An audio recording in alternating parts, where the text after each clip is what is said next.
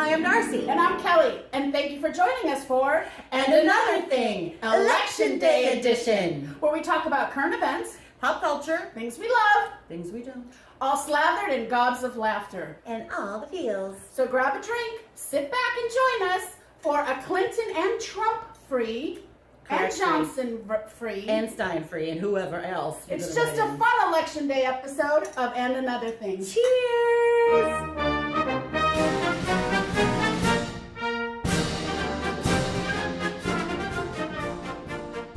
Hey y'all, so in our Stuff to Talk About segment this episode, we are going to be celebrating our democratic process. But before we do that, we'd like you to please hit that little red button below. Subscribe. And you can also join us on Facebook or the Instagrams and the tweets. And if you like us, please share us with your friends. Yes, please. So, Kelly Kells, want to start us off? One of the ways that women were able to show their patriotic spirit before we got the vote, which was a long time, was they would, there was a tradition called election cake. So people would travel far and wide to go vote. They'd go to like the capital city to go vote. So it started in Hartford, Connecticut, and they'd have these elaborate banquets. And they would end it with this, like, it's kind of a lighter version of what we know fruitcake is now, like Christmas fruitcake, but it was a little bit lighter, like with cinnamon and vanilla. Anyway, so that was used to entice people to come vote and be as a treat after you voted. And especially if you voted the whole ticket, like every Democrat on the whole ticket, you got a reward of election cake. And it's, like I said, it started in New England, but it traveled. And the earliest recipe for it starts from the late 1700s. Wow. And let me just give you a couple of the things. It called for 2 pounds of butter. That's my kind of 3 cake. dozen eggs. There we go. 10 quarts, 8 pounds of flour. Anyway, so that's to give Like you an a big idea cake, exactly too. Wow. how much they would feed. And that's what the women did. They made elaborate desserts and stuff for people to come vote, to entice them to vote. As their way to show what side they were on, I guess, maybe? Or Yeah, just or that just we that they want were to be involved. Exactly, yeah. Wow. I know. That's So very interesting. we were in the kitchen trying to stir up something to get the guys to come vote. So Very interesting. So the stuff I brought to talk about were some very little known facts about our past POTUSes. POTUSes? Presidents. So number 1, Franklin Pierce, POTUS number 13. He had a tough time guiding the nation, and perhaps an even tougher time, apparently, guiding his horse. During his presidency, Pierce was arrested for running over a woman with his horse. Huh? And here's the thing, charges were later dropped due to lack of evidence. She was run over or she wasn't. I was like, I know, right? I'm like, was there not enough horse hoof prints on her? Or I guess nobody saw this happen, maybe? I don't know. So I just thought that was crazy. Really funny. And number 14, James Buchanan. This is actually one of my favorite things when I was researching this. He regularly bought slaves in Washington, D.C., and then quietly freed them in Pennsylvania. Cool. And I didn't know that. That's one of the. Yeah. Why is that not all over? I know, I got choked up when I read that. I was I like, oh my God, President Buchanan. Oh, I got an interesting one. What? In the 1872 presidential election, Ulysses S. Grant ran against a corpse. His running mate died. But was still on the ticket. His opponent died? Yeah, I'm sorry, not running mate. His opponent died. So they still had the election, and surprise, he won. But yeah, on the ticket was Grant and a dead guy. Wow. And I want to know how many people voted for the dead guy. I How know, much did right? you not want Grant in office that you voted for the dead guy? Like, you have to be pretty. That's another level of hatred right there, I would have to say. His name was Horace Greeley. So to Horace Greeley's ancestors, no disrespect that I just called him a dead guy. Oh, well. Sorry. Shall we talk about Jackson? Oh, yeah, because I got President Jackson. We got some stuff about Mr. President Jackson. He was involved in as many as 100 duels, most of which were fought to defend the honor of his wife, Rachel. So my question about Rachel is, what was Rachel doing that he had to fight 100 duels to defend her purity, Well, basically. here's the thing. To be fair, she may have just lifted the corner of her skirt one time. True. It didn't take much. But she could have been a full-on skank. We don't know. She could have been. The guys were back then. They all had mistresses. Yeah, but it's really funny about Andrew Jackson. Another thing is his inauguration party was so out of hand. It got so raucous that he snuck out of the White House and he went to go sleep at a hotel. So the servants, I know, he's like, I'm out of here. I'm gonna have to fight a duel if I stay around anymore. So he left, and the servants had to bring all the booze out onto the lawn to actually get the guests out of the White House. I know, that's a party. Okay. I wonder if our party tonight we're going to is going to be as awesome. Ain't no party like a Jackson party. That's right. So I have one more Jackson one. Okay. That's how the Democrats' logo for the donkey came about. Somebody referred to Andrew Jackson during his campaign as a jackass, and he's like, I'm gonna not only accept it, I'm gonna go with it, and that became his symbol for his Jackson the jackass, and that is why the Democrats use a donkey to this day. I know. Well, if the Republicans actually knew that, they would be running with that, is all I have to say. It'd be all over the tweets. I'm not going to say anything. Yeah, why is Fox News not running with that? Right? Let's see, what else here? I had Teddy Roosevelt was shot in an assassination attempt while delivering a speech in Milwaukee. And says, shot. I don't know whether you fully understand that I have just been shot, he told the stunned audience. That is badass. Yeah. I'm sorry. I give you my word. I do not care a rap about being shot. Not a rap. He completed the 90-minute speech with the bullet still lodged in his freaking chest. Teddy Roosevelt was Chuck Norris. That's all I'm saying. That is crazy. That is cool. That is seriously, that's some badass Teddy Right? Roosevelt. Gotta say. Okay. So here's something that I'm not so proud of. The United States comes out 139th of 172 countries in voter participation. Oh no. 139 out of 172.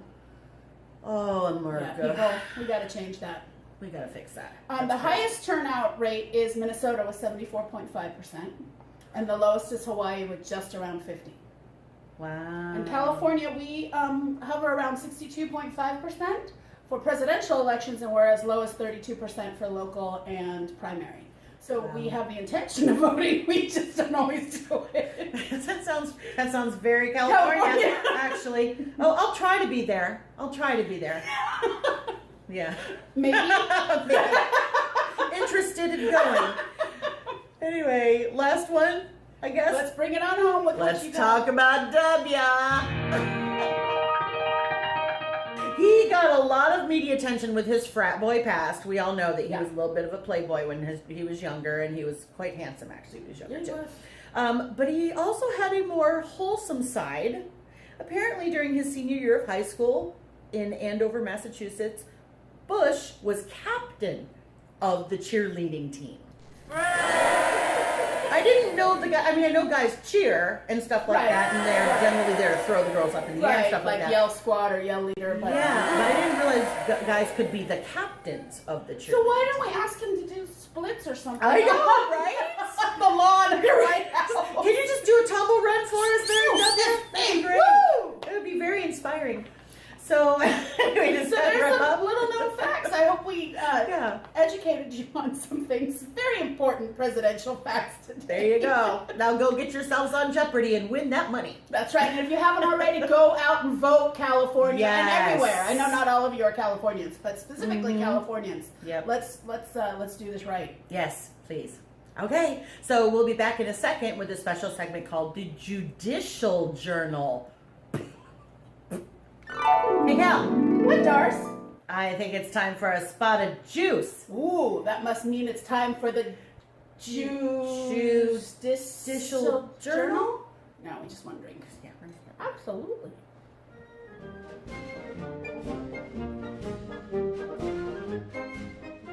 Hello. Hello. So this is Judicial Journal. Yeah. So we all know that there are some crazy laws on the books. I mean, we know about blue laws, like in some states you can't buy booze on Sunday, or you can only buy booze in a package store or whatever, but that is just the tip of the iceberg. Mm-hmm. There are some bizarre laws on the books, ladies and gentlemen. Yes, there are. I'll start with one quick one, and then I'm going to give it over to Darcy. In Alabama, it's illegal to wear a mustache that makes people laugh to church. What?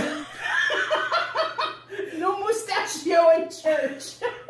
Okay. Well, define funny mustache or. Well, if it makes one person laugh, I guess that's it. coming after you. All right, Alabama. So I'm going to give you a couple I decided to look up crazy laws in the states I've lived in, that's a great idea. Currently California, came here from Tennessee, and born and raised in New York. So we'll start with the California. This is one of my favorites. In California, the state of California, women may not drive in a house coat. Huh? Seriously? Yeah. And when I read that, I thought, okay, apparently nobody's been to the Panorama City Walmart in a while, because I'm pretty sure they didn't walk there, is all I'm saying. I think I may have broken that law. I mean, the house coat is like, I don't know, maybe nightgown. I think I've gone for drive-through in pajamas. I'm pretty sure. I wear my pajamas as regular clothes, people. You don't know it, but I do. And so, yeah, that's close enough to breaking that law. Real quickly, in California, it is illegal to drive more than 2,000 sheep down Hollywood Boulevard at one time. That's a law in Hollywood specifically. But 1999, no problem. But that last one, But number 2,000, going, you're going. well, does Dolly count as one or two? Because it's a quote. Oh! That was an old callback. See? Sorry. Yeah, that's smart. That's smart stuff. Yes. Remember that. Okay. What else you got? In Hawaii, it is illegal to use imitation milk in a milkshake unless you warn the consumer first. Well, what does McDonald's do there then? I guess it says maybe they put Hopefully. quotations around milk. I think we pretty much know that everything McDonald's is fake anyway. So. Potato, like everything on the menu has quotes around it. Oh, here's one I love. In Illinois, you can legally drink if you're under 21 if you are enrolled in a culinary program. So if you're going to cooking school, you can drink legally. You can Julia Child it all day. We gotta slay all day. Yes, cheers. I like that. I'm drinking like a Chicago cooking school student. Shall I take a turn? Yes, please. Okay, the great state of New York, my home state, which is my favorite one. It is against the law to throw a ball at someone's head for fun. But for profit, you can? I guess. Or I'm like, nobody was enforcing this law when we were playing dodgeball at schools, all I'm saying. Yeah, or if it has little older brother. Yeah, right? And Wow. it's like, what? Oh, here's a good one. In Iowa, it's illegal for a one-armed piano player to charge for his or her services. Oh no, you can't be serious. That is some bullshit. Okay. If I'm playing piano with one arm, you better pay me. You should pay double. Or pay me for the arm I don't have. That's insane. And you know what? I think about all of these. I'm like, God. what happened to the precursor for these I laws? know. Like, what It's like, had to happen? What was the I'm situation? gonna get that guy. He only had one arm. I know. I'm making a law against this. There ought to I'm be marching on Capitol Hill. There ought to be a law. What else you got? Oh, state of New York. Citizens may not greet each other by putting one's thumb to the nose and wiggling the fingers. Next time I see you, next time we come on, we're going to welcome to and another thing. Right, and all you people in New York are go, I can't even watch. Right. Oh, here, this one's kind of sad, and then that's the end of mine, and then you go, I'll end on a sad one. In Michigan, a married woman cannot cut her own hair without getting her husband's written permission. In Michigan? I guess she could go to the Supercuts, but she can't do it herself unless her Wow. husband says, sign on the dots. Fascinating. Yeah. What else you got? Tennessee's got to have some good ones. Tennessee has some doozies. More than 8 women may not live in the same house because that constitutes a brothel. Oh, yeah. Wow. See, that would not be where I'd go. That would constitute no hot water. Right? And no outlets. Not enough bathroom counter space. That's what I'm thinking and about. no outlets for phone chargers and stuff. In Tennessee, it is illegal to use a lasso to catch a fish. See, No catfishing with lassos. See, now I would think that that's like a highly demanded skill. I know. It's like if you could catch a fish with a lasso, then you've surely got to be able to sell that skill for a living. There's got to be a I wonder way. if the one-armed piano player can get Ooh. No, okay. What else? Okay, this is my favorite. In the city of Memphis, specifically, it is illegal for a woman I can't even say this is so funny. Illegal for a woman to drive a car unless there is a man either running or walking in front of said car, waving a red flag to warn approaching motorists and pedestrians. Wow. Wow. Lady driver! Lady driver! Get in your house, it's anarchy! I'm in a rush. I gotta go home and cut my own hair. And then I gotta put my house coat on and go to the Walmart! Right? To go watch the one-armed piano players play. What? I just, seriously, last night, when I was, deciding what I was going to talk about, I could not stop laughing at that one because just the visual alone Right. is just classic. So Way to go, there Memphis. you go. That's our judicial Yes. journal for today. I hope you enjoyed it. We did. We got a kick out of it. Hope you did too. Yes. We'll be back with things Cheers. we love about living in America. Yes, we will. These are a few of the things that we love About living in America. God bless. Cheers, y'all. Hey everyone. So we know living in this great country of ours, there are many, many freedoms it allows us. Yes. Really, there are so many wonderful, amazing things about living in the United States. So we're just going to hone in on a couple very specific ones that may be a little random, but Off the beaten path, maybe. so I love living in this country because for a lot of reasons, but in this election cycle, it has been awful. I think we can admit on Painful. both sides, painful, mean, Yeah. vitriolic, and people saying, "Oh, if you're a Trump supporter, I'm going to unfriend you on social media. If you're, Or a Clinton if you're supporter. following crooked Hillary, I'm going to unfriend Yeah. you." And I just think it's amazing that we live in a country that we can freely write stuff like that. I don't like it a lot of the times. I think it's really hurtful and nasty some of the times, but we live in a country where we are free to write that kind of stuff Right. and express our opinions without fear that some squad's going to come get us in the middle of the night and, Right. beat us over the head and drag us away. Yeah. So, my only point with that would be, let's try and use it a little kinder. Social media is out there, and once you've said it, you could delete it all you want, but people already saw it. So as we've discussed many times, let's not take that freedom for granted, and let's use it for positive and not necessarily negative. So Yeah. that's how I feel. And I agree with you. And I have to say, if you follow me personally on Twitter, I have not handled this election well at all. But you've been 100 times better than so many other people, honestly. Oh, well, Facebook I'm very careful because my family is there. On Twitter I let it rip.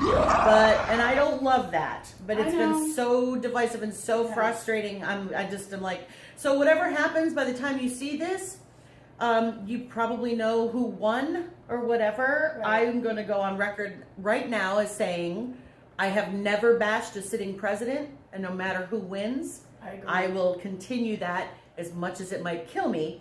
I'm going to continue that. I agree. I was always taught that you could dislike the person, but you respect the office of president and you respect your criticize the president. policies. You may not like what he or she maybe is doing or going to do, but you don't cross the line into personal insults because it still needs to be. It's our highest office. That's our royalty, and we should respect it.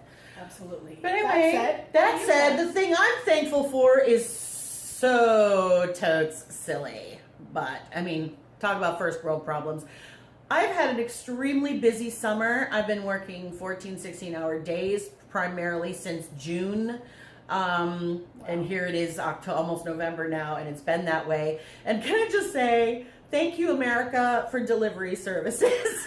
Seriously? I'm not talking about pizza necessarily. I'm not talking about, your Chinese, delivery and stuff like that. I'm talking about Instacart, where you can have somebody go shopping for you at Costco and they'll bring it to you for $5.99. What is this amazing new animal I've never heard of? Instacart.com. It's stupidly expensive. They charge more than they do in the store, and there's a delivery fee, and then you need to tip your person. But if you are absolutely buried, cannot leave the house and get what you need, and you don't want to order a pizza, and you don't want to order Chinese, you want your fresh food, and so that you can still eat, healthy and stuff like that, then to me, the little extra is worth it. And so thank God that here in this country, and every time I do it, I feel guilty because I know there are people in parts of the world who don't have food at all. And here I am ordering because I can't get in my car and go get it. That's a job for somebody who may not have had a job. That's true. I have a lot of friends who that's their day survival job is that they do delivery. So you got to look at it. Yeah. I'm serious. You got to look at it on both sides. Yeah. You may feel guilty, but you're giving somebody a job that maybe didn't. That is true. That is true. And somebody started that business. Somebody had that brilliant idea. Yeah. And good for them. And I hope they get rich off of it. But I also hope they pay their taxes when they do. Oh, no! Accidental election. I didn't say name. Yeah, I didn't say name. Probably both are guilty of that.